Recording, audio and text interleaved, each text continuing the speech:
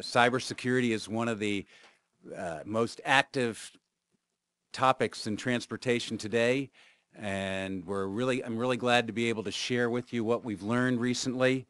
Uh, we've had some very exciting events just in the last week or so, and I'm going to bring you up to date on those. And also try to highlight for all of you the kind of approach we're promoting for cybersecurity and transportation.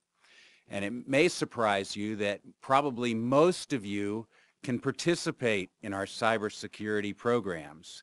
Probably more of you than you might have thought. So when you think about your concern of cybersecurity and transportation, does it appear to you that it's all hype? Or could it have serious consequences to the transportation industry? That virtually all our transportation modes are becoming more and more dependent on information technologies, on networks, on GPS, on wireless communications. Certainly the big initiatives that a lot of you are involved in, with next-gen positive train control, the connected vehicle initiatives, are centered on information technologies. But the other modes are just as dependent as well, with E-enabled vehicles and infrastructures in transit, in maritime and intermodal freight, in motor carriers, and in the pipeline industry. SCADA, or supervisory control and data acquisition systems, have been used to manage pipeline networks for years. So all modes of transportation are becoming more and more dependent on information technologies. And while the attacks are getting more sophisticated, the knowledge required to mount those attacks has been reduced drastically. In fact, we were at a conference recently, and the FBI cybersecurity expert told us that many of the instructions and even contract services for hacking are available right on the internet. And sometimes, as many of you have seen in this example, the threat is inadvertent, but it still presents risks. And we saw that in the case of the FAA trying to implement a GPS-based precision landing system at Newark Airport. As you can see in the picture, Newark Airport is right next to I-95. When the FAA tried to initiate their GPS landing system, it wouldn't work. They couldn't figure out what was going on until they realized that some of the truckers going down I-95 were jamming GPS so that their own employers couldn't tell where their truck was located. The inadvertent impact was that jamming was also disrupting the GPS landing system at Newark Airport.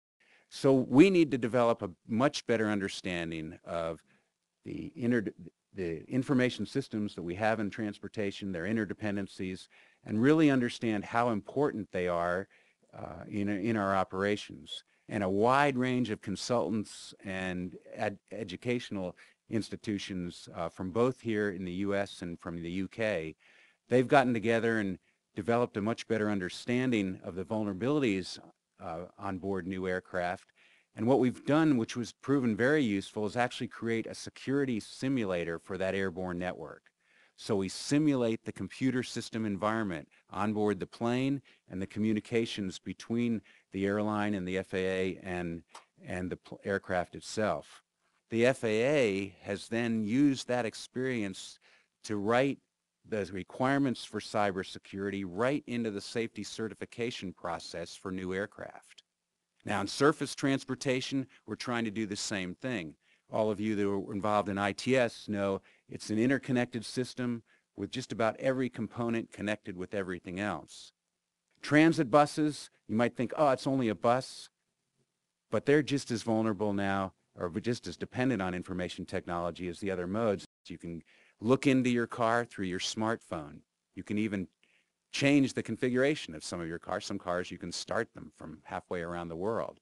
So we're connecting the car in lots of different ways, and that increases the potential, what we call attack surface, that can be exploited. And this is really one of the key takeaways from today that I hope you remember. Cybersecurity is so important. Without it, we won't have safety. In fact, we won't be able to meet any of the DOT goals if we don't address cybersecurity well. We won't have mobility if the systems don't work. We won't have livable communities if the systems aren't operating as they should. And this is a really important group that looks across all the modes in DOT and addresses a variety of safety issues. They recognize that cybersecurity was an important factor for safety. So now we have, under the Safety Council umbrella, we have an action team which will be able to work with all the modes and help them develop programs to address cybersecurity as part of their overall safety program. What can you do? Make your sponsors aware. If you're outside the Volpe Center, make your customers aware, your transportation system operators. Get them to include cybersecurity as part of their program plan, the whole life cycle from design to implementation, and collaborate.